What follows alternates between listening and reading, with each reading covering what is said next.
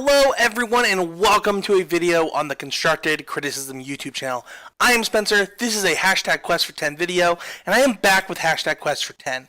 Today we're talking about Sultai Midrange in Standard. Sultai Midrange is the most popular deck in Standard right now, and I'm really excited for it to be my first deck that I did my quest for 10 on this season. So quest for 10 is my goal to improve Magic the Gathering this year. My goal is that for every single Standard deck that qualifies, we will get 10 wins with it and talk about it on this YouTube channel, and help me be a better co-host on my podcast Constructed Criticism with Hall of Famer Seth Manfield and Gold Pro John Stern. I want to be able to knowingly talk about every deck that we talk about when it comes to Standard as people try and qualify for these Mythic Championships this year, and I want to be able to at least have some knowledge. And you might say, why 10 wins? That's a random number. You know, I just kind of wanted to pick a number and figure different decks out. And this one was actually a lot of fun to do, so I'm really excited to talk about it. So, kind of to go over Quest for 10 really quick, the goal here mainly is to increase my range and increase my knowledge of the Standard format. If I get 10 wins with every single deck, not just, 50 wins with one deck, I get to experience all of Standard, and that's something that I'm excited to try and learn about this season. So with that being said, if you are a patron of either the Trophy Mages or Constructed Criticism, the two things that I work on in Constructed Criticism, you can have access to the Google Doc that will document the entire quest for 10 this year. So go to patreon.com/ccmtg or patreon.com/thetrophymages to get access to that. With that being said, let's talk about Sultai. So how did Sultai qualify for this quest for 10? Well, as we look, Sultai is the most popular deck in Standard. It had multiple in the top 8 of the first SCG Open, as well as already being the largest metagame share on MTGO. So it qualified in two ways. It had multiple top 8s for one deck in major events, and it also gained 10% of the share on MTGO in winning decks. So that's a huge boon for this deck. It clearly had the chops to make it, and as we'll see with my record and kind of the things that I learned, I think that the deck is just good. Let's go over my final list. So throughout the entire quest for 10 with this deck, I think I played 3 or 4 lists. They're all in the Google Doc, so if you're a patron, you have access to all of those lists. And yeah, let's just go over the last one. So we have 4 Woodland Cemetery, 2 Watery Grave, 2 Swamp, 4 Overgrown Tomb, 3 Forests. Did I just put up a 2? I think I put up a 2. 3 Forests, 4 Reading Pool, 4 Hinterland Harbor, 3 Fine Finality, 1 Cast Down, 4 Hydroid Crisis, 2 Hostage Taker, 3 Vivian Reed, 4 Jadelight Ranger, 4 Llanowar Elves, 1 Incubation Druid, 4 Merfolk Branch Walker, 4 Wild Growth Walker, 1 Assassin's Trophy, 1 Memorial to Folly, 2 Vraska's Contempt, 1 Drowned Catacombs, 1 Golgari Fibroker, and 1 Vraska Relic Seeker. The main deck is pretty simple. You're an Explore deck with Planeswalkers and with Vivian Reed and Vraska. And then, to top it off, you've got your Hydroid Crisis. So, I think that this is pretty typical, right? We know about Black-Green and its power in Last Standard being the best deck, and nothing changed there except that you got to add some really amazing cards in the form of Hydroid Crisis, for example, in the main deck. Hydroid Crisis fixes some problems with this deck. So one of the reasons that Vivian Reed was so good Last Standard is because when you drew Vivian Reed, you exploded. Everything got better for you.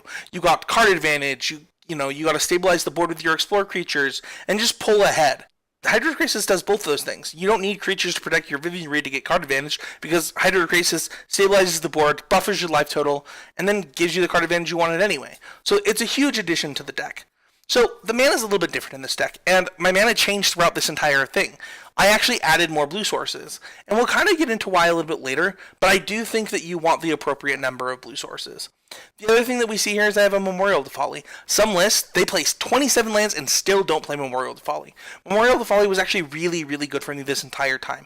It didn't matter if I was playing Carnage Tyrant, it didn't matter if I was playing, Golgari Finebroker, it didn't matter what creatures that I was playing to get back with it. It getting back a Hydroid Crisis, it getting back, a Hostage Taker, things like that. It's a huge addition to the deck, and I wouldn't play this deck without it. So, how do you win with this deck? The truth is you win through resource management. The number one thing that you're going to be doing is stabilizing the board with ground creatures and buffering your life total with something like Wild Growth Walker, and then just pulling ahead on cards with your Planeswalkers, with your Explore creatures, with your Hostage Taker. Your deck is built with Fine Finality and all those things into a ton of 2-for-1s that you're trying to manage both your life total, your opponent's life total, your cards and their cards, and just trying to pull ahead in every category that you can. And once you do that, the game becomes inevitability on your end. And Hydroid Krasis does a really good job of that. So that's probably the key card number 1 in this deck, is Hydroid Krasis has improved this deck dramatically. So much to the point where you're actually pretty okay with playing Hostage Taker, because if you target an opponent using Hydroid Krasis, you get to kill it, and even if they kill your Krasis, even if they kill your Hostage Taker, I should say, they don't get their Krasis back, but you can then cast it. So it becomes like this huge swing in tempo. Either way, that's how good Hydroid Krasis is you're willing to accept the fact that sometimes it's not a Ravenous Chupacabra on other creatures, and then be okay with the upside otherwise. That's how good Krasis is in this deck. It changed everything, to the point where this deck is substantially better, I think, than Green-Black. I think key card number 2 is actually Fine Finality. One of the things that we were talking about when brewing ramp decks with Hydroid Krasis, myself and Mason Clark, host of the Even Odds podcast, is actually that we didn't have enough Hydroid Krasis. And Find really lets you have enough. That first Hydroid Krasis, you don't need to worry about it. You're going to get to a second one, or you're going to get to a Find, and you're going to have enough Hydroid Krasis. The other thing about it is you still have the ability to get back a Jadelight Ranger and a Wild Growth Walker in certain matchups, so that you can block early, get them both back, and just pull ahead in the aggro matchups. That's huge game, and something that I don't think people realize how good Find is in those moments, because it gets you back the cards that you want and the cards that you need. Your deck is full of really good creatures, and it gets them back. And then the other thing is, in this deck, I've been casting Finality way more. Clearing my opponent's board with Finality has been something that I've done a lot more. And maybe I'm playing like a little bit less removal than I used to, and that could be the reason. But it's actually just been a good mode on the card, and a way to break open the mirror, a way to beat different mid-range decks, and it's been really powerful for me. I think if I were to say key card number 3 is actually the last addition to this deck over the last couple weeks, and that's Vraska. Vraska has completely changed how I'm playing this deck. So I tried Little Vraska, I tried Karn, I tried No Fine Brokers, I tried with Fine Brokers. I tried so many cards. I tried Carnage Tyrant, things like that, as to how I wanted this kind of last 2 slots to be. And Vraska takes up one of those slots. Vraska Relic Seeker is one of my favorite cards, but one of the things that I was finding is, so we play something like Little Vraska. Really good against control, right? It comes down early, you get to draw extra cards. The problem is you actually don't want to sacrifice your lands in this deck, because the way that you gain advantages with Hydroid Krasis. The other thing is, it doesn't kill Wilderness Reclamation. So I have this thing that's supposed to deal with enchantments like Rhythm of the Wild and stuff like that, but it doesn't actually do what I need it to do in the matchups that I want it in, which its best matchup should be control. Karn was kind of clunky. There were games where I cast Karn and just it didn't matter, which is sad because I really liked Karn last format. But this card has actually just kind of done everything that I've wanted so far, and it really changes. It gives you an advantage in the mirror. It gives you an advantage against control decks that are playing Wilderness Reclamation, where you can actually kill their Reclamation in the main deck with even more removal for it, and it's been pretty impressive for me. I think the coolest interaction in this deck is probably still the Explore package. You still want to be gaining as much life as possible and making a really big, Wild Growth Walker. There's so many decks that just can't beat that. The thing about the sideboard, so this sideboard is 2 Moment of Craving, 1 Vraska's Contempt, 2 Thrashing Brontodon, 3 Duress, 3 Negate, 2 Cry of the Carnarium, 1 Carnage Tyrant, and 1 more Vraska Relic Seeker. This sideboard is ever-changing. One of the things that I tried is 2 Negate, and I immediately knew that that was wrong. I played 2 matchups with it, and I was like, you know what? In certain matchups, you just need all the Duresses, all the Negates that you can possibly have, and Duress just wasn't enough against some of these Reclamation decks. And you did want some number of Negates, and you wanted enough of them that you would draw them. I think if you look at something like Thrashing Brontodon, it serves multiple purposes, right? It's this big butt against aggro decks, it answers enchantments, it has a lot of tool to it. And that's what you want from a lot of your cards, whether it's Carnage Tyrant, whether it's Vraska, whether it's Negate, Duress, Vraska's Contempt. There are a few times where you're going to need specific things, like a Moment of Craving. But there are other times where you just want a versatile card. And this sideboard is different. These sideboard cards act differently depending on the matchup. So, versus aggro, you like Moment of Craving, you like Thrashing Brontodon. Depending on the deck, maybe you want some Negates, whether you're on the play or the draw.